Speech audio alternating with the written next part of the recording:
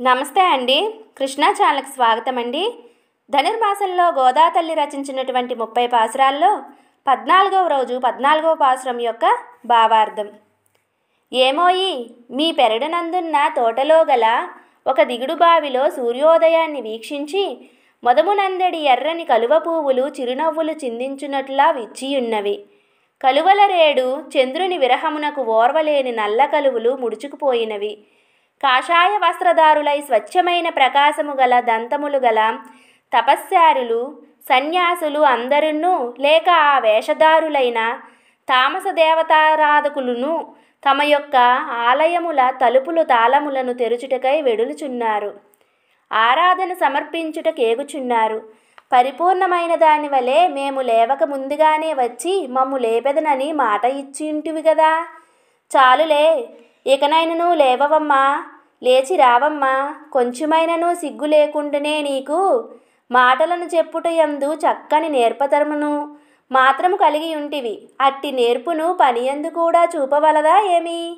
శంఖము చక్రము వంటి ఆయుధములను ధరించిన విశాలమగు శ్రీహస్తము కలిగి పంకజ నేత్రములు కలిగిన పుండరీకాక్షుని గూర్చి కీర్తించుకుంటూ వెడలుటకు వెంటనే మాతో కూడుమా అని 9వ గోపికను నిద్రలేపుచున్నారు.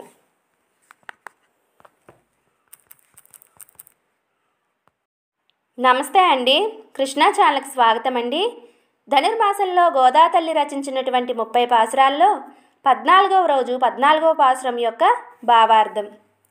ఏమోయి మీ పెరడునందున్న తోటలో గల ఒక దిగుడు బావిలో సూర్యోదయాన్ని వీక్షించి మొదమునందడి ఎర్రని కలువ పువ్వులు చిరునవ్వులు చిందించునట్లా విచ్చియున్నవి. కలువల రేడు చంద్రుని విరహమునకు ఓర్వలేని నల్ల కలువులు ముడుచుకుపోయినవి.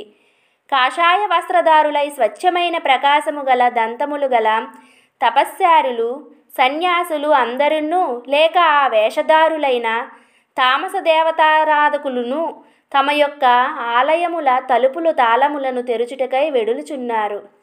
ఆరాధన సమర్పించుటకేగుచున్నారు.